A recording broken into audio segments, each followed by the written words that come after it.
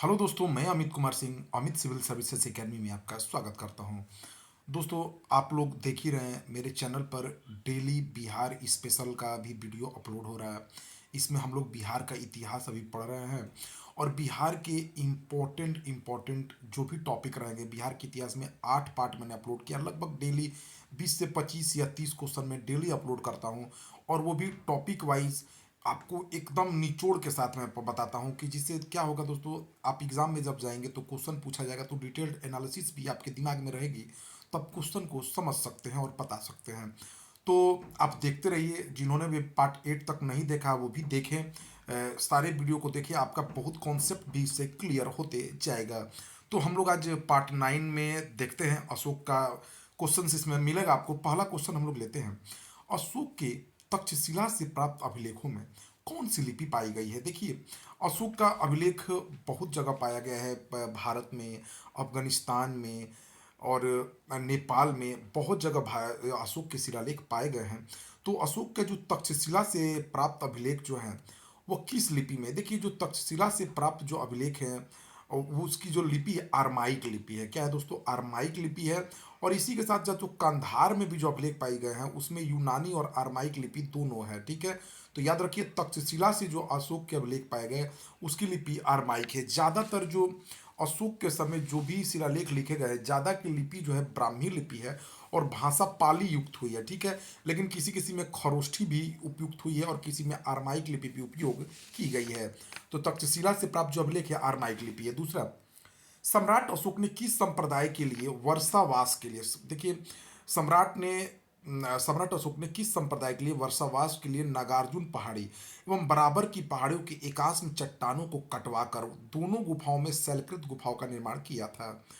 तो बताइए, आप लोग चलिए क्वेश्चन को देखिए और बताइए कि जो बराबर और नागार्जुन और जो बराबर की गुफाएं हैं वहां पर किनके रहने के लिए चट्टानों को काटकर गुफाओं का निर्माण किया गया था। तो समय बीत रहा है, मैं बता देता हूँ। देखिए, आजीवक संप्रदाय के बौद्ध भिक्षुओं के लिए कहने का मतलब है, देखिए, जो मौर्य वंश के ज़्यादातर जो अशोक थे, अशोक सम्राट अशोक जो राजा थे वो बौद्ध की तरफ उनका झुकाव ज़्यादा था, वो बौद्ध धर्म को मानते थे। लेकिन वह कलिंग युद्ध के बाद उन्होंने बौद्ध धर्म अपनाया, लेकिन उन्होंने सारे धर्मों के प्रति सहिष्णु नीति अपनाई। उन्होंने जैनों को भी आश्रय दिया, उन्होंने हिंदुओं को भी आश्रय दिया, उन्होंने किसी एक के प्रति उनका ज़्यादा झुकाव नहीं रहा। उन्होंने वो एक सहिष्णु नीति अपनाया उन्होंने।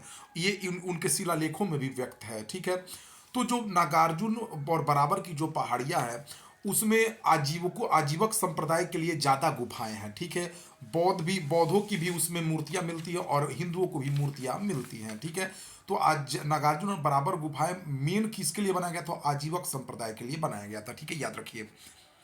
बराबर की गुफाएं जो मौर्य काल से संबंधित है, 323 से 81 ईसा पूर्व, बिहार के किस जिला में स्थित है। दोस्तों देखिए, जो बराबर की गुफाएं हैं, देखिए, बराबर की चट्टानों को काटकर बराबर के चट्टानों से 4 गुफाएं बनाई गई है। ठीक है, और यह जो है गया से 24 किलोमीटर दूर जो है जहानाबाद जिला में पड़ता है। कौन सा जिला में पड़ता है, बिहार का जहानाबाद जिला में पड़ता है।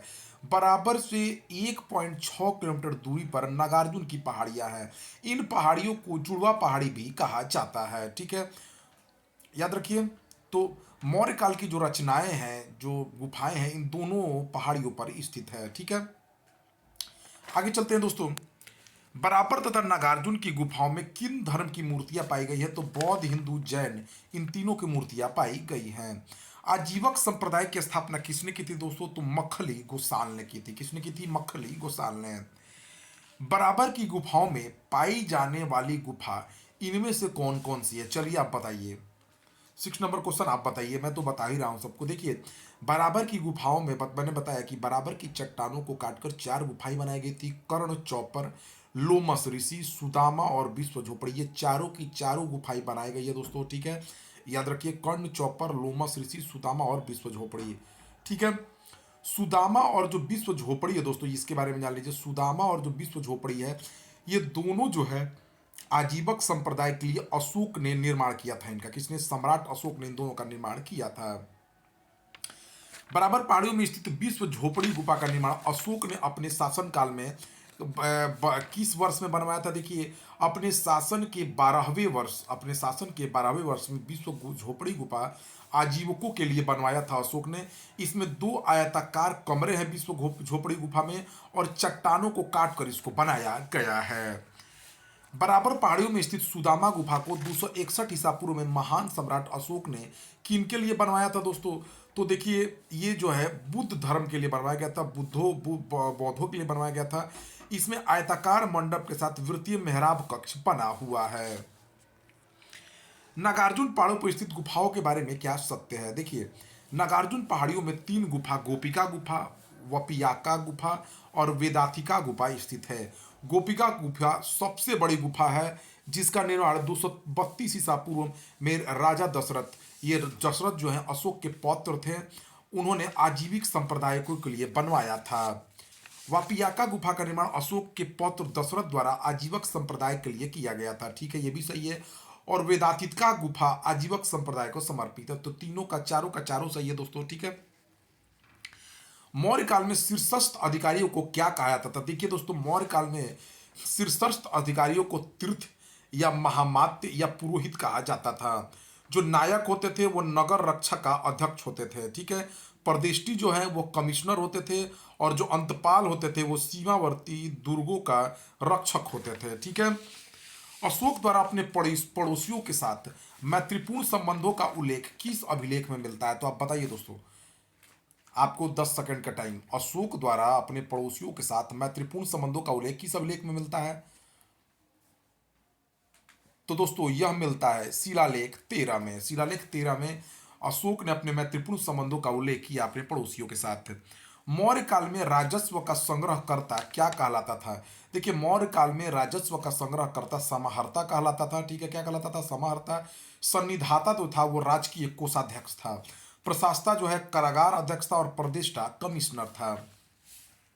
मौर्य काल में बाट एवं माप विभाग का अध्यक्ष क्या कहलाता था? तो बाट एवं माप विभाग का अध्यक्ष पौतवाध्यक्ष कहलाता था। क्या कहलाता था? पौतवाध्यक्ष। विविताध्यक्ष जो था चारागाह का अध्यक्ष था। लक्षणाध्यक्ष टकसाल का अध्यक्ष था, और सीताध्यक्ष कृषि विभाग का अध्यक्ष होता था। किस विद्वान के अनुसार चंद्रगुप्त मौर्य ने पालीब्रोथा पाटलिपुत्रक उपनाम धारण किया था? तो बताइए दोस्तों, किसने किया था? किस विद्वान के अनुसार चंद्रगुप्त मौर्य ने पालीब्रोथस पाटलिपुत्रक उपनाम धारण किया था? तो यह दोस्तों कौन है? स्ट्रैबो के अनुसार, स्ट्रैबो जो थे उन्होंने बताया था कि जो है चंद्रगुप्त मौर्य ने पालीब्रोथस पाटलिपुत्रक उपनाम धारण किया था। पाटलिपुत्र के नगर निर्माण तथा सुंदरता का वर्णन किसने किया है? तो मेगास्थनीज ने अपने इंडिका नामक पुस्तक में किया है दोस्तों। ठीक है। मौर्यकालीन चामर ग्रहणी यक्षिणी कहाँ से प्राप्त हुई है? मौर्यकालीन चामर ग्रहणी यक्षिणी कहाँ से प्राप्त हुई है? तो ये दीदाजगढ़ पटना से प्राप्त हुई है। किस विद्वान ने चंद्रगुप्त मौर्य के राज प्रसाद के बारे में कहा था कि इसकी शान शौकत का मुकाबला न तो सूसा कर सकता और न तो इकबताना कर सकते हैं? ऐसा कहा था किसने दोस्तों? एरियन ने कहा था। कौन थे? एरियन ने कहा था। अशोक का धम्म क्या था? बताइए दोस्तों, नैतिक आचार संहिता था, प्रशासनिक संहिता था, युद्ध संहिता था, या धार्मिक संहिता था? तो अशोक का धम्म विचार नैतिक आचार संहिता था। अशोक की मृत्यु के पश्चात मौर्य साम्राज्य पश्चिमी तथा पूर्वी भागों में बंट गया। पश्चिमी भाग पर किसका शासन था? बताइए दोस्तों, देखिए, पश्चिमी भाग पर कुणाल का शासन था, और पूर्वी भाग पर संप्रति का अधिकार था। अशोक ने अपने किस अभिलेख में दासियों एवं नौकरों के प्रति दया भाव रखने का उल्लेख किया है? तो दोस्तों देखिए, इसने 9वें अभिलेख में ये नौकरों और दासों के प्रति दया भाव रखने का उल्लेख किया है।